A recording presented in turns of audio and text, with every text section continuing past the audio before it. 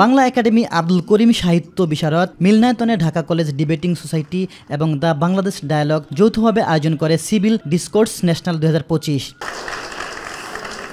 অনুষ্ঠানে বিএনপি মহাসচিব মির্জা ফখরুল ইসলাম আলমগীর বলেন, নতুন প্রজন্মের হাত ধরে বাংলাদেশ মাথা উঁচু করে দাঁড়াবে, কোনোভাবেই হতাশ হওয়া যাবে না। আমাদের ছেলেরা এখন আমাদের চেয়ে অনেক অনেক দূরে এগিয়ে গেছে এবং আমি অত্যন্ত আশাবাদী হচ্ছি যে অনেকে যে বলেন যে কিছু হবে না, এটা সঠিক নয়, অনেক কিছু হবে এবং বাংলাদেশে অবশ্যই আমরা মাথা উঁচু করে দাঁড়াতে পারব।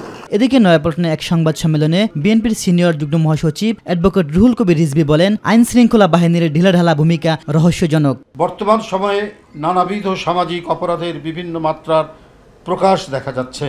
প্রশাসনিক স্থবিরতার কারণেই মব কালচারের প্রকোপ বৃদ্ধি পাচ্ছে। পরিকল্পিতভাবে প্রযুক্তি ব্যবহার করে স্বার্থান্বেষী মহল বিএনপির নামে সামাজিক যোগাযোগ মাধ্যমে নানা অপপ্রচার চালাচ্ছে।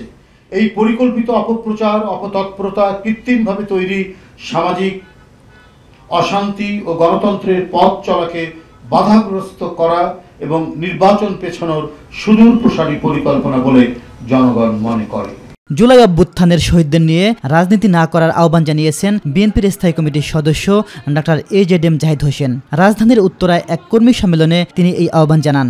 ঐক্যের কোনো বিকল্প নেই এবং ঐক্যবদ্ধ থাকলেই মনে রাখবেন আপনি আমি ভালো থাকব এবং আগামীর বাংলাদেশ যে জন্য শহীদরা রক্ত দিল, অনেকেই পঙ্গুত্ব বরণ করলো, তাহলেই আগামীর বাংলাদেশ আপনি যেমনটি চান সুশাসন থাকবে।